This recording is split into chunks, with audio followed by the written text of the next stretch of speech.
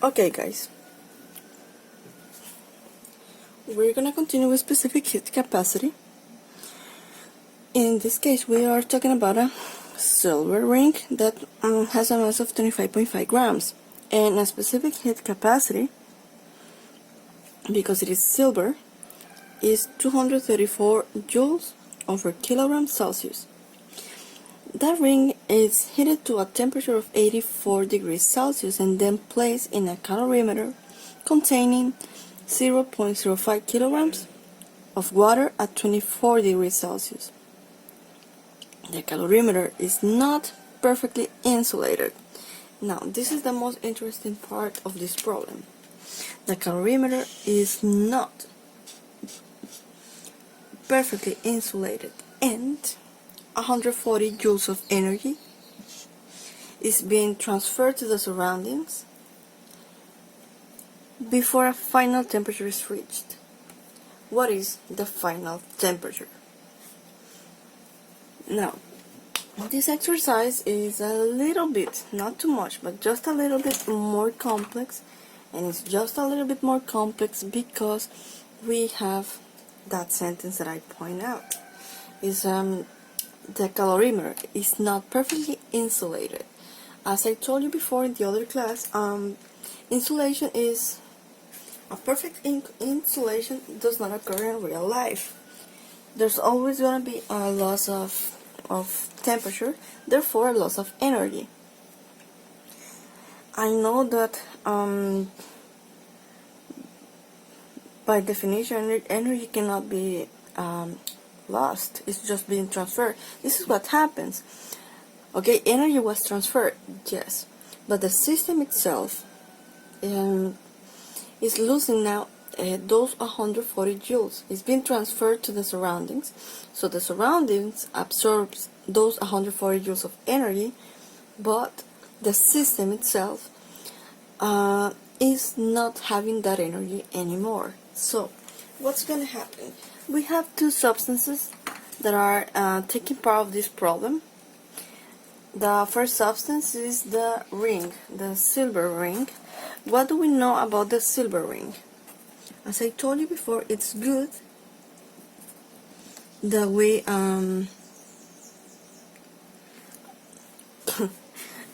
it's good that we write our givens in different columns. And so here I have my silver ring, and here I have my other substance, that is of course water.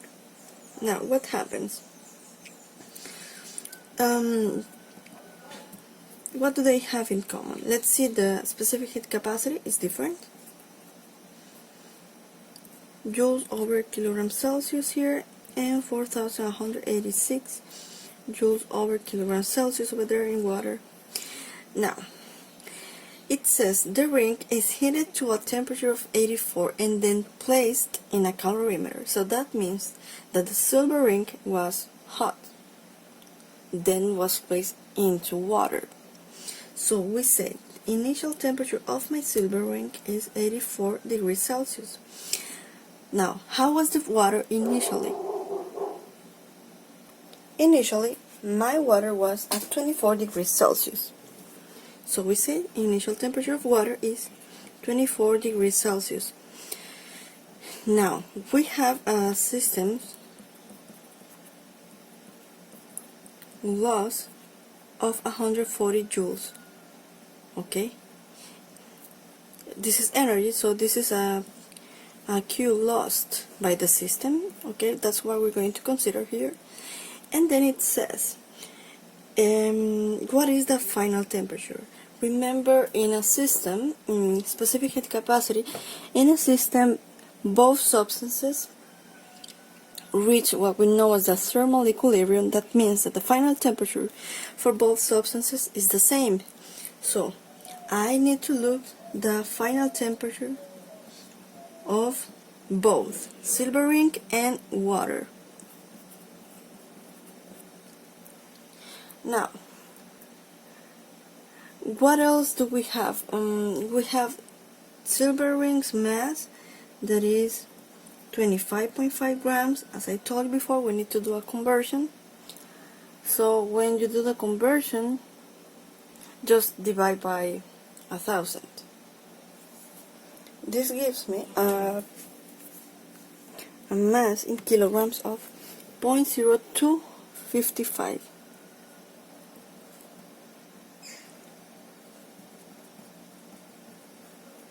What happens with water's mass? We have 0.05 kilograms. We don't need to convert.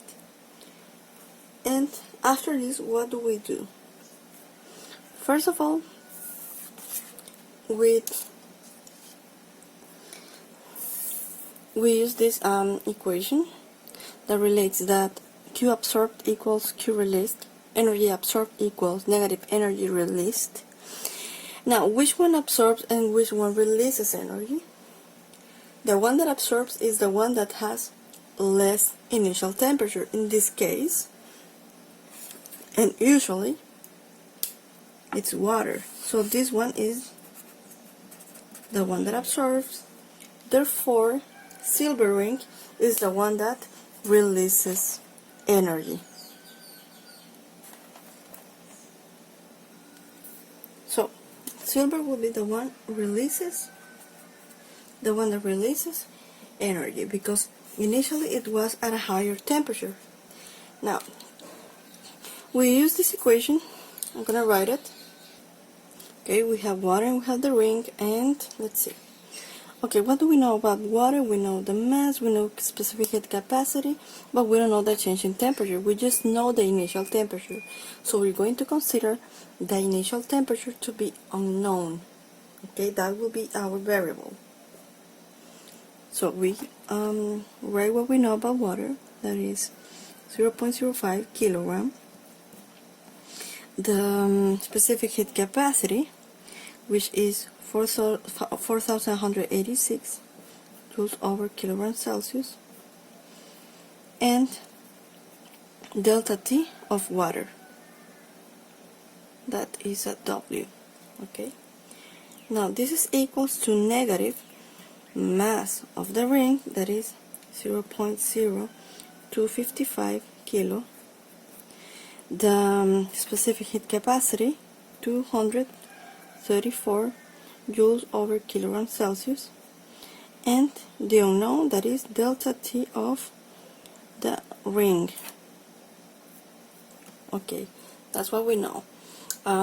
Perform this calculation in your calculator, of course, and here kilograms and kilograms will be cancelled, and there kilograms and kilograms will be cancelled. I missed a G. Kilograms and kilograms will be cancelled in both sides. Let's see. I got 209.3. Now, kilograms and kilograms were cancelled, so I'm going to have these units in joules over Celsius. That multiplies delta T of water equals negative, my answer,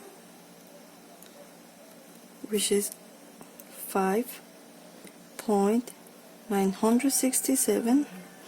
Now, again, joules in the top, Celsius below, and this multiplies delta T of the ring. Now, by definition, we know that delta T is final temperature minus initial temperature. Now, in this case of the water, equals negative 5.967 joules over Celsius.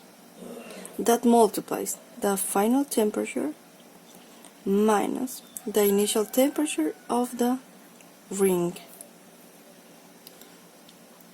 Remember, our unknown is the final temperature and is common for both substances. So this is our unknown, but we do know the initial temperature of water and the initial temperature of the ring, so we're going to continue. So it is 209.3 joules over Celsius. That multiplies our unknown minus the initial temperature of water, that is 24 degrees Celsius, equals negative 5.967 joules over Celsius.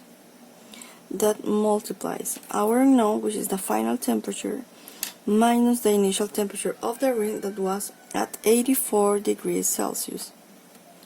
Now, from this point, we'll continue by using what we know the best, which is the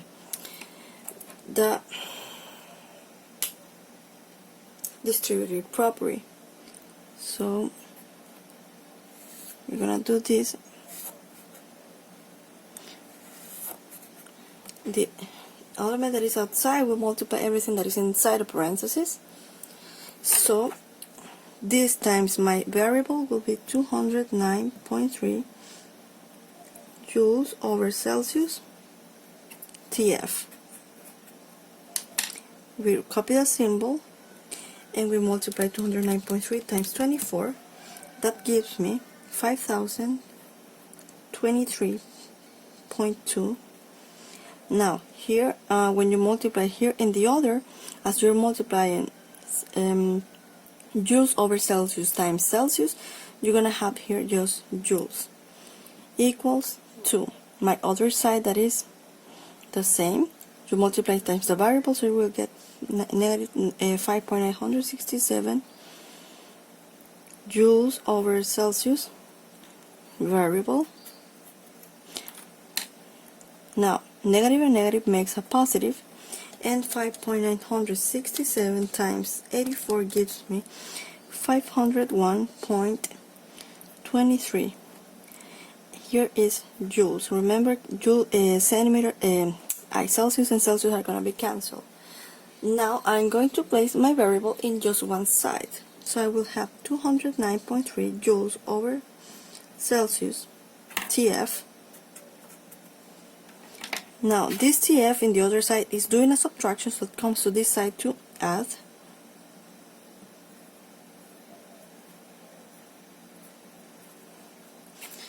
We don't forget to write our variable. Now this equals to what we used to have in the other side.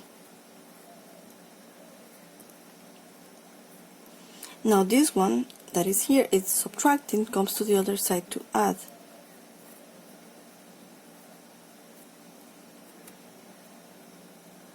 Okay, we have a common factor, so we just add 209 and 5. I got 215.267 TF equals what I have on the other side, that is 101.23 plus 523.2. I have 5,524.43 joules. Now, here is the moment where you have to remember that we said that the calorimeter is not well insulated and we have this loss. So in this moment, right before the final temperature is reached, we had a loss of energy of the system of negative 140 joules. This is not included in the equation, you just subtract it from the total energy. So this is 215.267 final temperature equals 5,384.43 joules. Now from this, you know you can isolate. I will continue right here. How do you isolate? 215.267 is multiplying our variable, so it's gonna come to the other side by performing a division.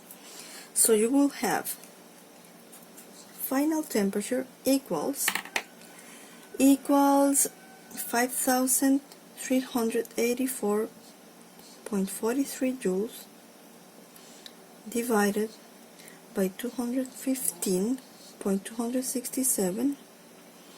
Now remember these units, I didn't write them there but those are joules over Celsius. In this moment, you will cancel your joules,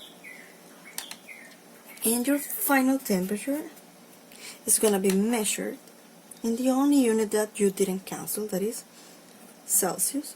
So you divide by 215.267, and voila, your final temperature of the system is 25.01 degrees Celsius. And this is our final answer of the problem. Now remember that we usually never do this. We never subtract any other form of energy unless it is mentioned. So in this problem, it is mentioned that the calorimeter lost 140 joules, so that's why we subtracted. Now if it says like after a couple minutes more energy was added to the system, then in that case, instead of subtracting, you will be basically adding the new energy that you had. So guys, this is everything about this problem. Please, if you need to rewatch the video, watch it again. If you have any doubts or something, ask me. I know this kind of exercise is for you it's kind of tricky, but I know that as soon as you practice enough, you'll be able to succeed in this class. Thank you for watching. Goodbye.